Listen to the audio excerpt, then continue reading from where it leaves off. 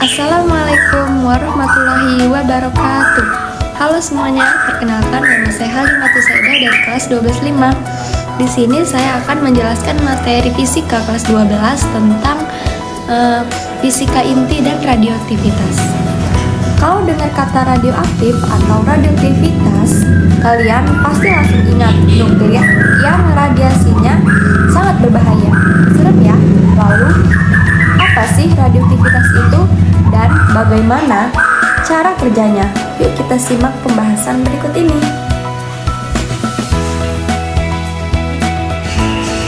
Fisika inti merupakan cabang ilmu fisika yang membahas tentang partikel-partikel pembentuk inti atom. Suatu atom memiliki 3 jenis partikel di dalamnya, yaitu muatan negatif elektron, muatan positif proton, dan muatan netral disebut juga neutron. Suatu inti atom pada dasarnya tersusun atas proton dan neutron. Proton yaitu partikel bermuatan positif dengan massa 1 satuan massa atom, sementara neutron yaitu partikel tak bermuatan atau netral dengan massa 1 satuan massa atom.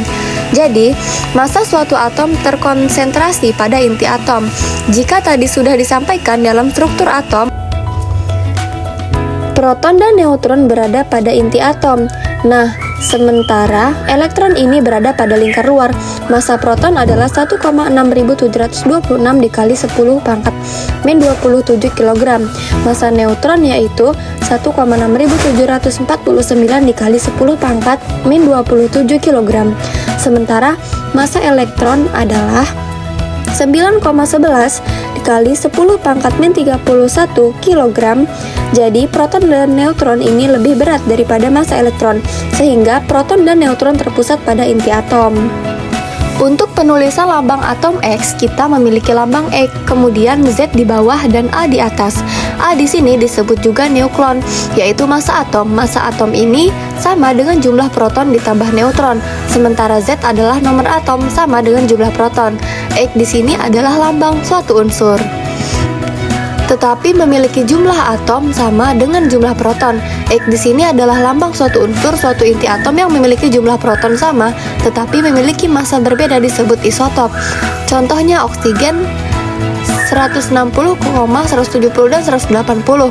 Jika inti atom memiliki jumlah neutron yang sama, disebut isoton. Contohnya hidrogen 31 dan helium 42 memiliki neutron sama yaitu 2, sementara kalium 3919 dan kalsium 4020 nilai neutronnya sama yaitu 20.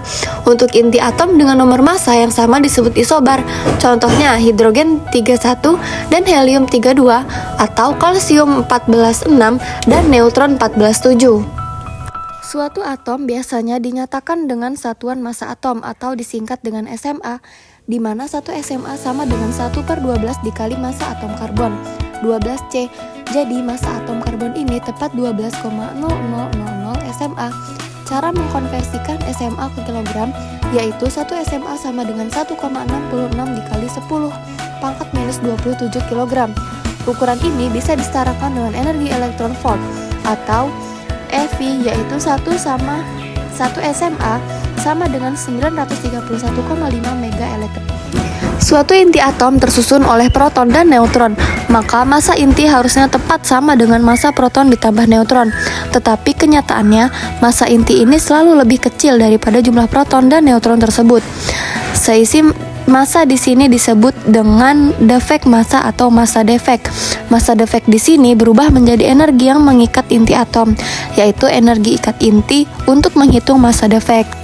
Untuk menghitung massa defek pada atom X, di sini kita hanya perlu menjumlahkan total massa proton ditambah neutron dikurang massa inti atom tersebut.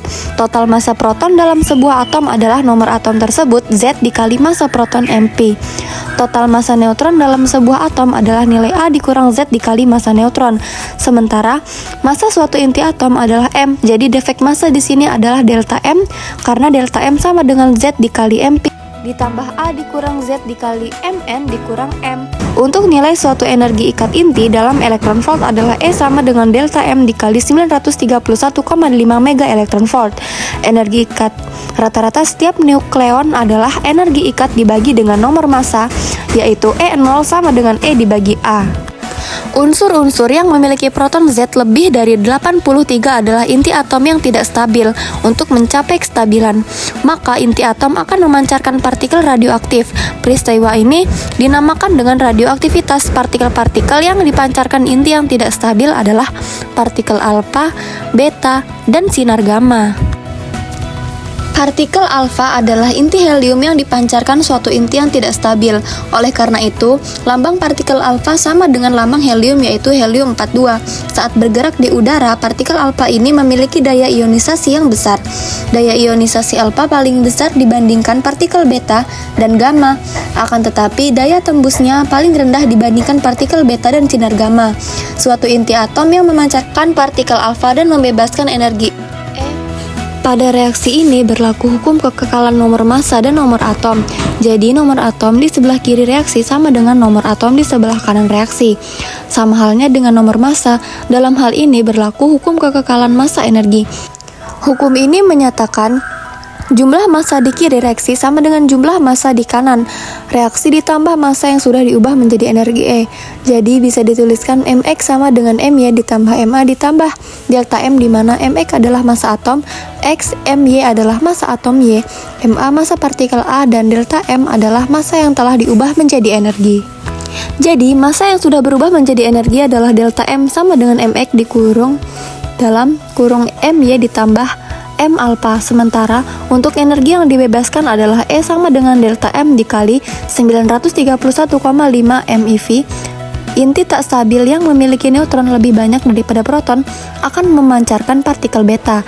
Agar inti ini stabil, neutron ini akan diubah menjadi proton dengan memancarkan partikel beta. Reaksinya adalah sebagai berikut. Neutron 1,0 menjadi proton 1,1 ditambah beta 0,1 ditambah energi. Partikel beta memiliki daya ionisasi dan daya tembus yang besarnya di antara partikel alfa dan sinar gamma.